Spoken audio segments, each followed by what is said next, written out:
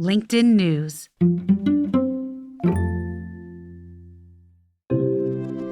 From the news team at LinkedIn, I'm Jessie Hempel, and this is Hello Monday. And today, I'm bringing you an episode that we recorded and broadcast live from our studio at the Empire State Building last week. My guests are Reid Hoffman and Ben Casnocha. They're talking about their book, The Startup of You. And fun fact, I've known these guys so long that I was the one who interviewed Reid at Fortune when this book first came out, nearly a decade ago. Reid is, he's one of the pioneers of social networking. He's the founder of LinkedIn, he's a partner at Greylock, and he's on the board of Microsoft. Reid's been investing in and advising startups and people, really, for decades. Ben is also an entrepreneur and an investor. Most recently, Ben helped start Village Global, an early-stage VC firm. Together, Reid and Ben aim to teach us how to be ready for the future, how to invest in ourselves, and of course, where we can level up in our careers. This was such a fun interview, and it was so great to be together in person. Here are Ben and Reid. Reid speaks first. It's awesome to be here, and it's awesome to see you. You know, Reid, I spoke to you 10 years ago when you and Ben launched the first book. And a little bit has changed in that time. Less than you would think, but some really important things. And I want to start with the biggest one, which is that there has been a pandemic, political upheaval, environmental upheaval, social upheaval. It feels like it is going to continue forever. And you all start with the message that actually it is. Y'all want to tell us a little bit about that? Well, it sounds a little bit like lions and tigers and bears, oh my. Well. Right. But the age of the inconceivable, somewhat riffing off my friend Joshua Cooper Ramo's book, The Age of the Unthinkable, which is also an excellent book. And the future is going to continue to accelerate, and it's going to continue to have global connections. So like, for example, if there isn't another pandemic in our lifetimes, I'll be surprised, right? So I think there will be another one. I think also, not just like whatever is happening with Omicron in the next few months, but there will continue to be volatility in industries, volatility in technology, volatilities in cultures and kind of career paths. And so to adapt to that, the only way you can get the stability you want is adaptability is the new stability. And so to wake people up to that concept is the age of the inconceivable. I just want to double down on that term, the age of the inconceivable. Ben, was that you or was that Reid, really? Well, we came up with everything together. And I think what's amazing, in the first edition of the book 10 years ago, we talked about black swans and how the world's changing. And it's a little bit abstract. I think what's so interesting about launching the new edition in 2022 is every single person on planet Earth knows now what disruption at a global scale looks like.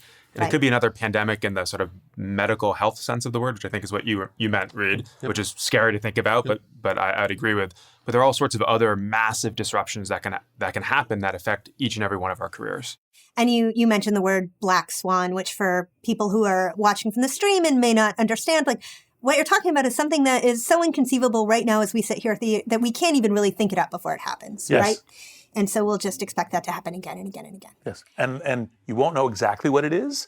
Right. And so you can't go, no, I know it'll be this one thing, and so the next pandemic I'll be ready for. It's like, no, there'll be something big, disruptive, that will be unexpected. So look, if you are watching in the stream right now, my guess is that your questions for Reid and Ben are as significant as mine. Start putting them in the stream because we're going to get to them in a little while. But I want to start with a few of my own. To begin with, you make the central argument that we as humans, we are entrepreneurs by design. That there has been a period in history where we've been sort of labor, where we have expected stability to come from outside, where we all just sort of got on this elevator that was our career. Escalator, I think is the word you used. And we just followed it. But that period is over. And so what replaces that? So I think what replaces that is essentially thinking about it as a massive and vertically high jungle. Because as opposed to thinking about these things as I discover my passions at the very beginning and I kind of go through this relatively easy and ordered thing, and even with an escalator, it even carries me there. I don't really have to do very much. Now you have to be thinking in 3 dimensions. You have to be thinking about what else is going on. You have to be thinking about, actually, in fact, to get over there, maybe I have to go down first in order to go up. Right. And there'll be lots of different things. I mean, lions and tigers and bears. And so I think that's a way of thinking about it. And it's also has the variability of what you might encounter. Some of it's also kind of competition and size of the world and all the rest, but I think that that's a metaphor that's a good one to keep in mind. And I think the jungles can be scary. Yeah. But jungles can also be beautiful and exciting. And I reflected on a trip I took to the Amazon jungle in Ecuador. It's a beautiful place. Yes. And so part of what's interesting about this new world of work is there's a lot of challenge. But it also presents an opportunity for each of us to embrace our own individual vision for our life and build a unique career that suits exactly us. So the old career, the escalator that our parents and grandparents rode, it was not personalized at all, right? You go work at one big company and you ride this stable escalator up. So there's certainly some appeal there, the Right. stability, the guaranteed retirement account, et cetera. Yes. But these days we have the opportunity, yes, there are some challenges, but it's an opportunity to forge our own path. And we think that's really exciting. And that's why we use this frame of entrepreneurial as the central metaphor throughout the book. Well, and you look at the individual, the me, as it were, as a startup. So how do you approach these challenges as a startup? To go back to the lions and tigers and bears metaphor, those are scary. And also, those are a huge opportunity, right? There's so much unknown, so much opportunity to lean into risk with that. So what does it really mean to think of yourself as a startup? One of the really key things that I think is perhaps the easy misunderstanding of the book is it doesn't say everyone should go be an entrepreneur. If you should be an entrepreneur, great, Right. awesome. And those people who should do that should do that. But being entrepreneurial is different than being an entrepreneur. Thinking of yourself as a startup here is just thinking of yourself in the same kind of concepts that a startup would be, but it's not you were doing the startup. And so it's like, well, okay, not just what is your passion, but how do you have a great competitive differentiation in the market? Where is the market going? Where should you work? Well, part of where you should work is a question of which industries are growing. But then adding in the things that like entrepreneurs have to go the extra mile on in order to succeed, which is pay attention to your network. Pay attention to what you're doing because, like, for example, a piece of advice that we give that, I think students is particularly helpful for is you typically say, I should go choose a big name company. I should go choose LinkedIn or Google or Microsoft, and I should do that. And maybe that's certainly not a bad thing. LinkedIn's a good place to work. LinkedIn's a good place to work. I'm certainly beautiful facilities here in New York. Yeah, exactly. As someone who works here, Yeah, exactly. But part of the piece is choose your manager. Yeah. Choose the person who, hey, we've got a good connection. I'll learn some. They'll help me in my career, et cetera. That is more than gold, it's platinum. And that's the kind of thing, because that's the kind of networking that an entrepreneur needs to do. Right. That's what you should do. And don't think of networking as that kind of like hi, I'm Reid. Can I have your business card? No. It's a dance. It's an alliance. It's how do we work together? And if you do that and approach it in a human way, you're beginning to use some of the skills that entrepreneurs have to have in order to succeed to have an entrepreneurial career. So I want to talk about networking for a second. But before I do, I just want to say we have so many LinkedIn members in the stream joining this conversation right now. I just want to give a shout out to a few of them. We have Scott Chansey from Chicago, Ryan Martinez, a Hello Monday regular from New York City, Gabe Cresco from South Florida, Nina from California, Ian from Texas. It's great to have you all here. Let's get your questions in the feed. I want to hear what you want to know. What I want to know, Reid, is how has networking changed in the 10 years since you wrote this book? Actually, I'd be very curious. I've never asked Ben that question, so I'm going to pass that along in a second. But I think that the existence of the various networks have caused people to pay a little bit more attention to it because they've seen all these networks get large, LinkedIn and social networks and so forth. While that's there, so we should connect. One of the things I think is a good way of thinking about LinkedIn is when I offer someone to connect on LinkedIn, I'm saying, here's my network to help you. It's not, I want your network. Great, yeah, that's helpful too. But it's here's a set of people that I could introduce you to, and it makes it a lot easier because when you're doing a search going, hey, I'm looking for someone who might be expert on, kind of what's going on in China. Oh, you know this person. Yeah, would they be a good person to talk to? Yes, I'll do that. And I think we're still in a baseball metaphor, we're at the very beginning of the first inning still, even after 10 years. Yeah, I think that's so true. But I do want to hear what Ben Well, just a quick thought. I think it's a great question, Jesse. And I think one of the things that's different 10 years later is that there's so much more information about people on the internet. One of our key pieces of tactical advice when it comes to building a network in your career is do research on people before you meet them. If you're going to take someone out to coffee, look them up online, look at stuff they've written, look at their tweets, look at photos they've posted, try to understand them, personalize the outreach.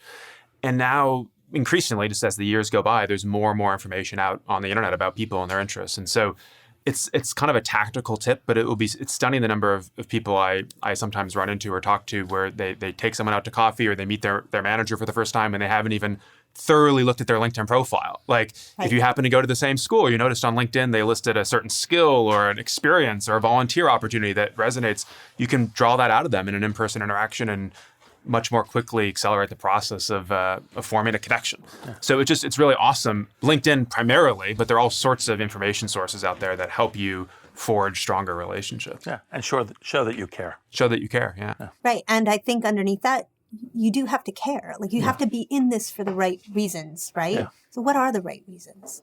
Well, I think the right reasons, a little bit again, networking is not, or building a network, it's building alliances, building friendships, building collaborations.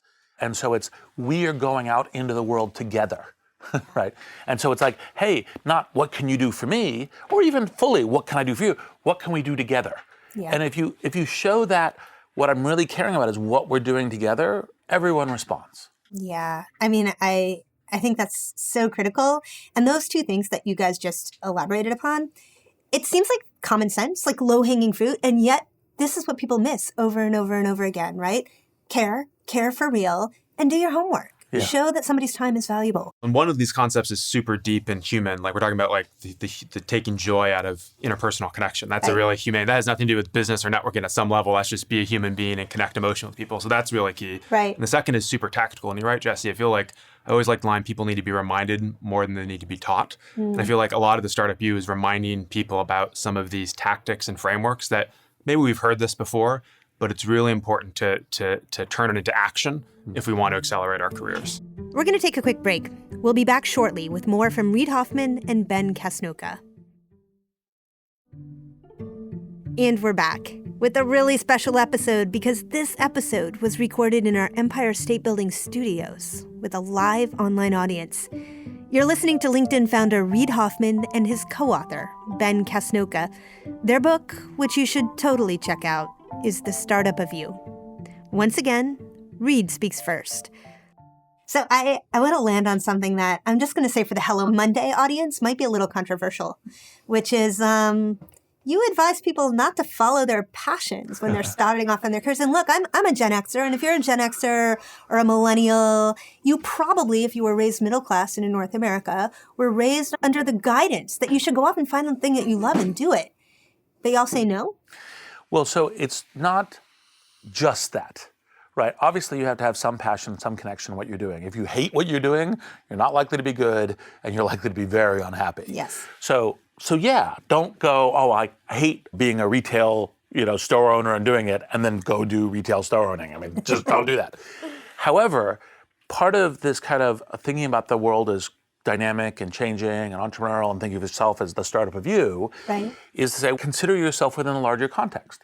What's the market demands? What does competition look like? What are your set of assets about where you can get to? Where can your network help you get there? Where is a good place to be where the tide is going? Which is a good path to be in? And consider all of those external factors and add those in to the things that you're passionate about. That doesn't mean, oh, I don't care about passion at all. Right. But don't think, oh, the real thing is to discover my passion and everything else works out. Because like you could say, well, my real passion is art. And then you go, oh, that's very hard life and business to make work, and there's so many people doing it, and it's so hard to get into something interesting. Right. Then you go, well, maybe graphic design. That's the kind of parallel. So you're thinking about what is the circumstances that you're in. I hear from so many Hello Monday listeners who they have an idea of what they're going to do. And it can be a really, really different field. So they're going to be a lawyer. They want to be a partner in their firm. Or they're going to be an actor and they just really want a job on a daytime TV show. And by their mid-30s, they get there. And when they get there, they discover that they're burnt out and it's not fun anymore. And they did the thing and now they don't know what to do. What would you advise those people? Well, it is a very Buddhist idea. Getting what you want won't make you happy. And if you stop and think about that for a second, it's kind of scary reality. But yeah, it is kind of interesting. People set out these very specific goals or ambitions. And once you get to the top of the mountain, you look around and then say, now what? Right. I think one of the useful themes in the book on these sorts of scenarios is how you use your network to think through those scenarios. So first of all, how do you use your network to figure out what those goals should be in the first place? Hey, I'm thinking about being an artist. Maybe I should do graphic design. Well, go talk to 5 people in your network. It could be existing connections or second or third degree connections on LinkedIn to get some feedback on whether they think that could be a path that works for you. And then if you successfully get that job and invent yourself as a graphic designer, and then realize, wait, I'm at the top of the mountain, what next? Well, go back to your mentors, allies, we call them friendlies in the book, your whole sort of kitchen cabinet, right? It's a very entrepreneurial idea. Entrepreneurs have people who they turn to, boards of directors, advisors, et cetera. Everyone should have that in their own career and talk to those people, be in dialogue with them. I think a huge misconception about entrepreneurship is that entrepreneurs are like these solo hero geniuses that just close their eyes and reflect on the world. They think entrepreneurs can introspect and just imagine the future. They're not. They're always out in the world talking to people. They have contact with reality. They're trying stuff. They're experimenting. So if you ever feel like you're stuck or at a crossroads, don't just lock yourself in a room and introspect and get stressed out and anxious. Yes. Go out and engage your network and get help, get insight, and use their feedback to make the right next move. The other thing I'd add from the entrepreneurship perspective is experiment. Too often, and it's again part of the reason why everyone needs to think of themselves as a startup of you, is too often people go, oh, no, that path wasn't it, and I now need to figure the one other path that matters. And you're like, similar to going out in the world, well, experiment, try something. Like go, okay, like I'll go and try like my hand at graphic design and I'll see if that's kind of interesting. And there are various ways to try to run the experiment, especially when the experiment is what might give you some joy, some passion, some engagement.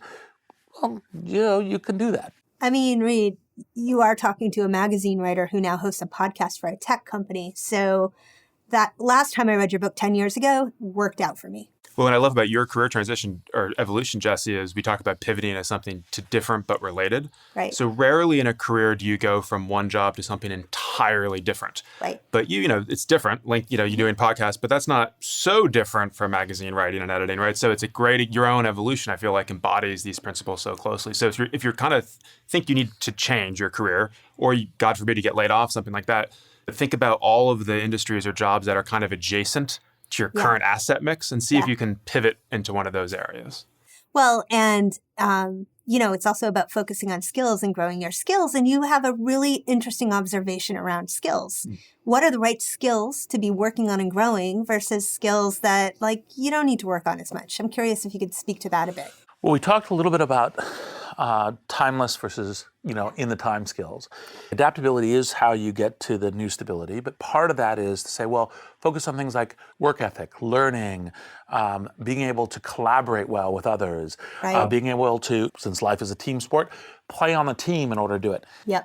Do you need to know those, macros in Excel, or do you need to know, maybe, and do it, but don't focus on those as the really key skills. Get the timeless skills and keep building and investing in those, because those will be with you your entire life. Yeah. I actually heard an interesting line recently about NBA players when they learn to play basketball, and as a child, right, they learn a lot of basic basketball drills.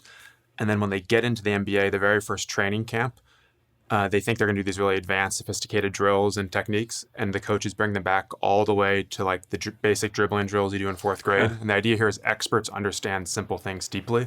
Sometimes it's a really deep understanding of these timeless skills that make an expert. And so don't overlook. It might seem simple, like how to build a relationship or work ethic, but a really deep focus on those things can set you apart in your career, more so than some of these tactical, timely skills that people tend to obsess about. I love that example. We're getting great questions in, and I want to throw a few at you. So this one comes from Jayant Sharma, who is a dedicated Hello Monday listener and attendee. In today's VUCA, volatility, uncertainty, complexity, and ambiguity world, what are the ways to prepare yourself in a way that you don't choose the moment, but the moment chooses you? Well, this is actually part of the reason why there's such a substantive portion of the book is based on network, because a network can be a sensor net, right, where you get the early signals about what's going on. It can also be an adaptability, like to enable you to find something that's interesting. And look, it could be a new job or kind of equivalent, but it could also be just to kind of pull the graphic designer, I know that this is how the graphic design skill job is changing, and I should learn Figma, because the network will help you with that. Right. And so, and then in terms of choosing you, the network also refers things to you, right? So you go, oh, I know this person. The person goes, oh yeah, Jesse's great. Let's call her. Maybe she's interested in doing podcasts. And here we are. Yes. This question comes from Ryan Martinez, another Hello Monday frequent listener. The 21st century workforce is highly diverse and wonderfully multifaceted. What insights do you have for finding synergy amongst this multi-generational workforce so we can actually be stronger creators and more equitable business partners? I think no matter how old you are, what generation you represent, we all care about a lot of the same things, right? Okay. We don't need to overcomplicate generational differences, in my opinion. So people like agency, right? They like to have some sense of autonomy that they can make things happen. People like the feeling of mastery, like they're mastering something, right? People like the ability to have impact on an organization. We all know certain projects matter more than others in an organization. People like to work on the projects that actually matter. So regardless of how old you are, you care about these things. And most important, we'd argue, people want to have their careers develop. People, you survey employees in corporate America and around the world, they care about career development, professional development. So no matter the age, people care about these things. So if you're a manager listening to this, I think you want to construct a workplace and a culture and have a set of programming, and we talk about this a little in our book, The Alliance, that can deliver entrepreneurial career development to your employees. And if you're an employee working someplace, certainly select your employer in part based on the opportunities that you see for yourself to grow and build your skill set, build your asset mix, and make your LinkedIn profile look more impressive by the end of having worked at that company. Well, I love that. I love the way that you frame that. I know that for myself, when I hear from Hello Monday listeners, and there are people who are dedicated to their careers, the thing that they want most of all, it's rarely money. It's usually not prestige, right? It's to feel like they're growing and thriving, right? That over and over. Monica Evia from San Francisco, she asks, is the tour of duty concept still valid in this great reshuffle that we're in? And how should we think about it? So 100%, and thank you, Monica, for reading The Alliance. The basic thing we were trying to figure out is, what is the right interface between companies and managers and hirers and startup review people? Yeah. Because the startup review people are entrepreneurial, and they're kind of reading the market and trying to figure out what to do. And the old lifetime compact, which had broken much earlier and the kind of was staggering on as a fiction, Right. wasn't working. And yet you needed and you wanted some mutual loyalty. Like, what is the way that we actually, in fact, form a really good loyal bond versus the, hey, what's good today and who cares? It's like, no, most people want more than that. And so we said, well, really what you do is you set up a tour of duty.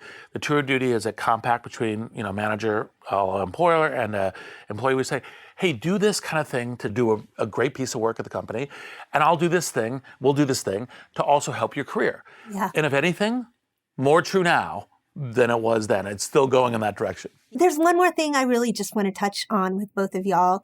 We talk and think so much about creators and the creator economy on LinkedIn. And it strikes me that the only challenge with that is that creator doesn't always feel like it is the word that represents me. If I'm a person, say a lawyer making my way on the internet or in my law firm, how would you define a creator? Well, I would say if you don't like the word creator, think of yourself as a CEO, the CEO of your own career, right? And this is what the argument of the book. You might work at a big company, small company, doctor, lawyer, teacher, but you're at least the CEO of one startup. That is your career. So it's a different C word. I think the word creator currently applies to a range of like YouTube influencers and online folks like that. I do think it will broaden. I think that the basic trend, though, that creator points to is just going to strengthen over time, which is so many of us are building, we call it in the book, portfolio careers, side hustles, publishing our work online, building a followership. And that's really, really valuable. So the trend will continue. If you don't like the word, there are lots of alternative words. Well, and also thinking of creating, you go, okay, I create a video, I create a podcast. Yep. Yes, those are creators. Yep. But also, by the way, creating an experience. Yeah. Like if you're creating an experience, you're having a dinner party. Everybody is more creative and has more of the creator in them than they might think. And so much of the creator is about figuring out how to engage dynamically and authentically with people who follow you, right? And actually, no matter what you do, in the moment that we live in, it's a valuable thing to have followers, right? Yes. Which we also cover in the updated edition. Exactly. Which would be very confounding to my grandparents, by the way. Yes, of course. Unfortunately, our time is up, which means that our Hello Monday listeners will need to read your book in order to go into this more. I hope that they do. We'll also be in the comments later. I certainly will be, so keep chatting about this. Thank you, Reid. Thank you, Ben. Thanks, Jesse. So Appreciate it. appreciate Always. you being here. That was Reid Hoffman and Ben Casnocha. Check out their book, The Startup of You. It's relaunched and available now. Their podcast is also called The Startup of You, and you can find it soon on the LinkedIn Podcast Network. This week on Office Hours, we're talking more about the idea of running yourself as a startup. How does taking an entrepreneurial approach help you? And what questions do you have? Join the Hello Monday team for Office Hours on Wednesday afternoon at 3 p.m. Eastern. You can find us on the LinkedIn news page or email us for a link at hellomonday@linkedin.com. Hello Monday is a production of LinkedIn. Sarah Storm and Stephen Valdivia produced this week's show with our video production team, including Elias Avalos, Wesley Wingo, Derek Carl, and Greg Lee. Joe DeGiorgi mixed our show. Florencia Iriando is head of original audio and video. Dave Pond is head of news production. Michaela Greer and Victoria Taylor are two people startups we are proud to invest in every week. Our music was composed just for us by the mysterious Breakmaster Cylinder. Dan Roth is the editor-in-chief of LinkedIn. I'm Jessie Hempel. See you next Monday. Thanks for listening.